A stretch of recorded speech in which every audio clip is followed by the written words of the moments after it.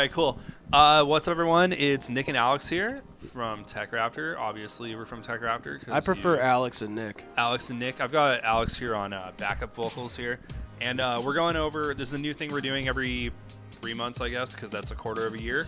We're going to look back at the best games of the quarter. This is chosen by the staff internally. This is alongside an actual article that has better descriptions written by the other writers on the site. Yeah, so go check out that article. Let's get into it. Number 5, we picked Wargroove. Alex, you're not familiar with Wargroove, so we're off to a great start. This is the only game on the list I haven't played. My brain can't even imagine what it is. So it's a top-down strategy game, kind of like, actually very much like Advance Wars and Fire Emblem.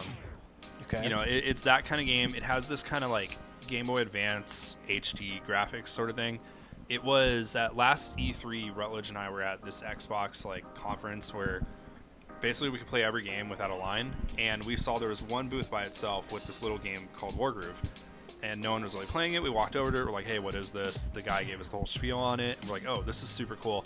We ended up spending about a third of the time ignoring Kingdom Hearts 3, ignoring like the Division 2, all these like really big games that people were waiting like 9 hours to play on the show for, because Wargroove was so cool. Yeah, so if you're into that, if you're looking for like a strategy game to kind of play on the Switch or the PC or the Mac also, check it out. It's pretty awesome. We liked it. We gave it our top. It's number 5 out of 5, obviously. Yep. Okay, coming in at number 4, Resident Evil 2.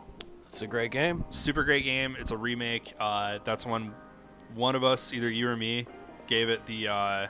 I think it was you. I think it was me, yeah. You played it. I didn't play it. Yeah, we went through a haunted house at E3 to kind of play the game, which was cool, except it was a little annoying. That game, I think, is more of a marvel than anything. Yes, it's fun to play. It has a lot of content. It's great to see Capcom really kick ass there. But seeing how they took an old masterpiece and made it into a new masterpiece. It's so scary.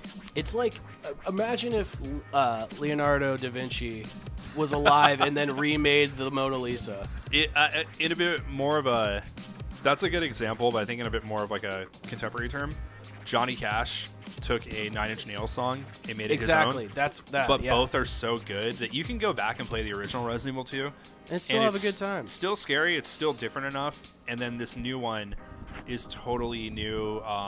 There's some super cool nuances in it, like even the music that Leon's listening to, they like created a grunge band to write 90s alternative music. So cool. It's awesome. It's scary, and Mr. X can go fuck right off. Yeah. With his dumb hat. Why did he wear a hat? It's cold outside. Devil May Cry 5. You played it. I played it. I have been waiting for that game since Devil May Cry 4 came out in 2008, 2008, and it lived up to my expectations. It's fun. Yeah. Kylo Ren was super cool in the game. I love, what really stuck out to me is in the beginning when Nero's like flipping around the van with what's her name, she catches a cigarette out the air and she's always smoking, and then there's this disclaimer at the bottom that's like, we don't think smoking is cool. Yeah. It's like, oh, it's fun. It doesn't take itself seriously, but when it does, it's pretty melodramatic and fun. And spoiler alert, it's beautiful too. When you fight Virgil at the end, I love that he finds out he has a son, and within 1 minute him finding out he has a son, he just activates dad joke mode. Did you get that far? No. Okay, so when you're fighting him as Nero, Nero comes and bitch slaps Dante out of the way. He starts fighting Virgil, and then the first thing Virgil says after he goes like, I have a son, he stabs Nero in the heart, and he goes like, it's time for bedtime. He's like, it's bedtime, boy. And like, it's so funny. The whole game's just full of shit like that. It's just a great, fun little game, and you can sit down and if you want to hear every ounce of dialogue, you can, or you can listen to a podcast and play it, and it's just your own. It's your own time. It's your own experience. It's not this live service mumbo jumbo that you get out of a lot of these games. I would recommend buying the special edition. It's $10 more, but they did this thing where everybody, when you do 3D animation, you tend to go out and shoot it just so you have a reference. They put all those references in and replaced all the cutscenes, but they did them knowing that they were going to put it in, so it's so crude and shitty that it's hilarious. It's one of the best things I've seen in a game. So yeah, that ties it up for number 5. Let's get into number 4. Metro Exodus. I was going to say, it seemed like there was more games on this list. There was a 3-way tie for the end, and because those games were so good that it was like, we're not gonna just kick out fucking Resident Evil. Metro Exodus is a great game. Have you played it at all? A little bit. I've been playing it on PC. The sad thing for me is I've been having trouble with my cloud saving, and I haven't been able to experience it at a certain level because I keep replaying it, and there's only so many times you can you replay love that an beginning intro. So much now. It's quite a bit frustrating in that aspect. It's a really great game. I think it's like what I've always wanted out of a Fallout game. Yeah. The first two are amazing. This one's a really good follow-up to it. The books are really cool if you're into reading, but reading is bad for your eyes, so don't read. Don't ever read books. It's bad for your mind. But yeah, it's a fun game, and I think everyone should check it out. And like all Metro games, it's probably going to go down in price pretty soon. So if you're on a budget, just wait till the summer. And if you only play on Steam, it's out in a year. Yeah, so there you go. Or you can just play on the Epic Game Store, which is the best launcher. All right, Alex, this next one, I know it means a lot to you. You're a big-time Kingdom Hearts 3 guy. I know you love Kingdom Hearts. You love Sora. You love Mickey Mouse. You love Ansem the Wise and the other Ansem and that other Ansem and the other Ansem. What did you think about Kingdom Hearts 3? I think it is an overrated piece of garbage. All right, well, yeah, so Kingdom Hearts 3 finally came out. We did a video on it kind of chronicling everything that's happened in the world since. So to kind of put it in perspective, when Kingdom Hearts 2 came out, the idea of a camera on a cell phone was something that only like rich people had. So it's been a very long time. But it's a really cool game. If you haven't played any of the games before, it does a pretty good job at kind of catching you up. There's a few nuances and like characters that when you're playing, you're just like, what the hell is going on? And Woody is in it, and Woody is pretty cool. Cool. Number 2, Sekiro, Shadows Die Twice. I know you, being the ultimate gamer, you have not died twice in the game, so you haven't been able to get the full experience. Exactly.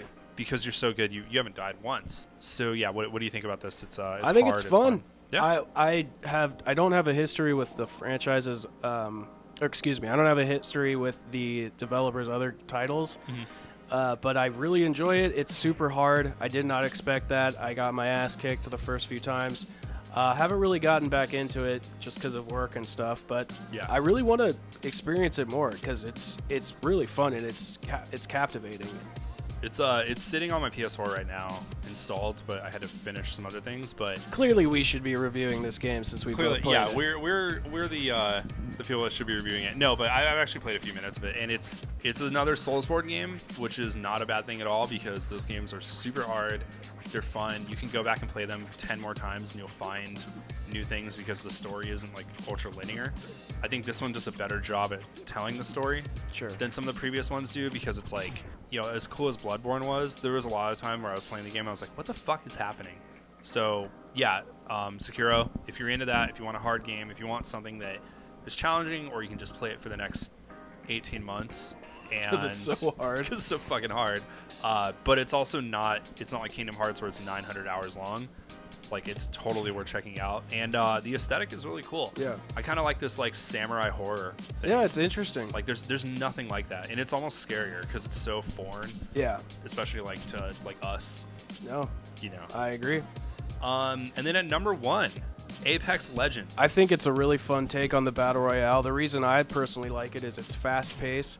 It's a team game, but you don't have to communicate like on a mic or anything. Yeah. Their ping system is beautiful. The game's audio cues and the way the guns sound and the way the environment plays with the character it's really great. I think it's awesome. I suck at Battle Royales, and if every time I play on PC, I just get murdered. So I haven't had a chance to learn it because I just die so often. I'm just not great at that. On a kind of like adding to that, I do like that when you first boot it up, it makes you go through a tutorial. Yes, on that's like very Fortnite helpful. and PUBG, where I've gone through the tutorial like 5 times. But it's cool that this game, they thought about it like, hey, not everyone's gonna be great at this. Let's go through a tutorial, and then the ping system is so useful because I fucking hate talking to strangers through like mics. So it is nice to be just like, oh yeah, there's a guy here, tap it. Or if you're like me and you just want to grief people, I just hit it nonstop. My new favorite, here's a pro tip for everyone out there, for all you true hardcore gamers.